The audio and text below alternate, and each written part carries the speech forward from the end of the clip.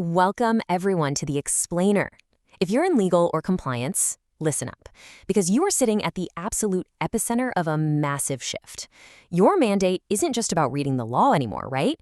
It's about fundamentally managing the high-stakes reality of AI regulations. Today, we're focusing exclusively on the legal playbook found in Chapter 3 of our source material, giving you exactly what you need to navigate this wild new frontier. It's complex, it's highly urgent, and honestly, it's incredibly fascinating how this is totally reshaping corporate accountability. Think of this explainer as your ultimate chronological checklist. We're going to cover the regulatory patchwork, consumer notification requirements, meaningful human review, impact assessment obligations, and finally, enforcement and deadlines. All right, let's kick things off with Section 1, the regulatory patchwork. Okay, let's dive into this. The emergence of these new AI laws, it's a regulatory expansion absolutely comparable in complexity to the rollout of GDPR, but with much, much deeper operational tentacles into your everyday business processes. Just look at this quote. The legal team's mandate must evolve from reactive risk mitigation to proactive governance architecture. I mean, that is a complete mindset shift for the modern legal function. You literally can no longer wait for a product team to build an AI tool and then, ask you to review it for risk right before launch. Nope. Legal must be the architects of how AI is developed, procured, and deployed from day one. You are literally building the governance house that the rest of the enterprise is going to live in. Now, notice the perfect contrast between the two regulatory heavyweights you need to worry about right now. On one side, we have the EU AI Act. This beast applies to any organization placing AI systems on the EU market or whose systems affect EU individuals. Basically, it captures virtually every multinational out there, requiring strict conformity assessments and robust transparency for high-risk categories. Then, on the other side, you've got Colorado's Senate Bill 26189, or the ADMT Act. This one is a hyper-focused, consumer-centric law targeting anyone developing or deploying automated decision-making tech that affects Colorado residents. To really understand the Colorado law, you have to understand what they mean by consequential decisions. And spoiler alert, it's deliberately broad. We're talking employment, housing, financial services, healthcare, and places of public accommodation. So what does this actually mean for you as corporate counsel? Well, it means you've got to conduct a thorough jurisdictional analysis like yesterday. Even if your organization doesn't have a physical footprint in Colorado, if your AI system substantially influences a decision in one of these categories for a Colorado resident, you're on the hook. Moving right along to Section 2, Consumer Notification Requirements. Listen, the era of the hidden algorithm is officially over. It is no longer enough to just quietly use AI behind the scenes. Under the Colorado ADMI Act, deployers have to provide clear, accessible notice before or at the exact time a consequential decision is made. You must explain that automated decision-making is being used, describe its actual purpose, and clearly inform consumers of their rights to opt out and to request human review. So, legal teams, your job right now is to draft standard notice templates, and yes, I know, it's just more templates to add to your ever-growing pile, and work with your product teams to embed them directly into customer-facing workflows. And crucially, you absolutely have to maintain rock-solid records that these notices were actually delivered.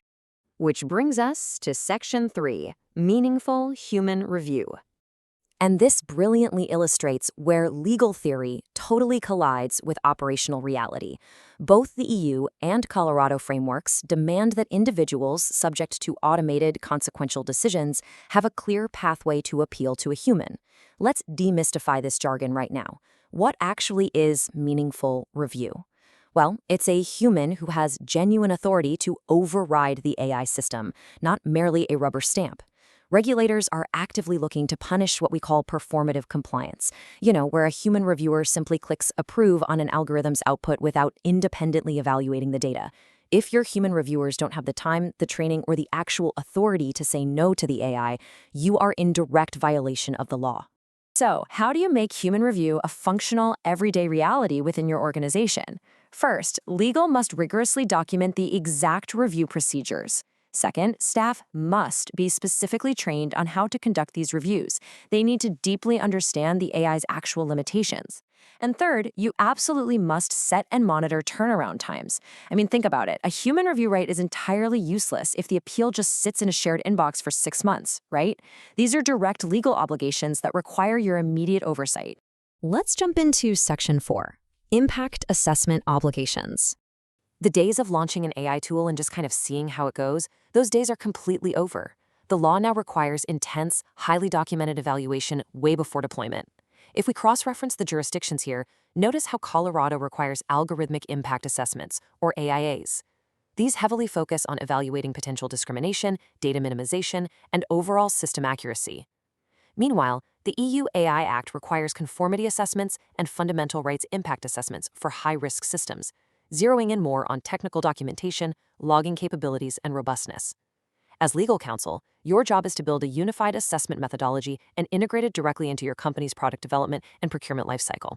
And the results? They must be highly documented and fully defensible to a regulator, no exceptions. Finally, we're at Section 5, Enforcement and Deadlines. Let me be clear. This isn't some theoretical legislation that might pass someday. The laws are written, the ink is dry, and the clock is loudly ticking. Let's talk about their teeth. Colorado's Attorney General has exclusive enforcement authority here, and make no mistake, civil penalties are absolutely on the table for violations. Proactive preparation is literally everything. Your legal team must immediately establish an internal regulatory inquiry response protocol. You need to identify exactly which of your AI systems are most likely to attract enforcement attention. And perhaps most importantly, you need to institute and maintain a litigation hold on all AI system documentation right now, today. Because look at this timeline. The compliance timeline operates like a very, very steep staircase. The EU AI Act has staggered compliance requirements that actually begin rolling out in 2025 and 2026 for high-risk systems. And that cascades right into January 1st, 2027, which is the hard, non-negotiable effective date for the Colorado ADMT Act. You need to be climbing the staircase right now.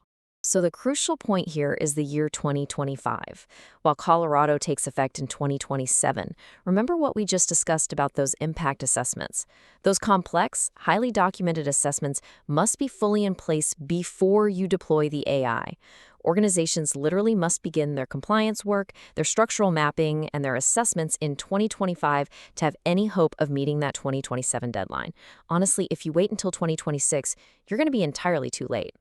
I want to leave you with this provocative question to take back to your teams.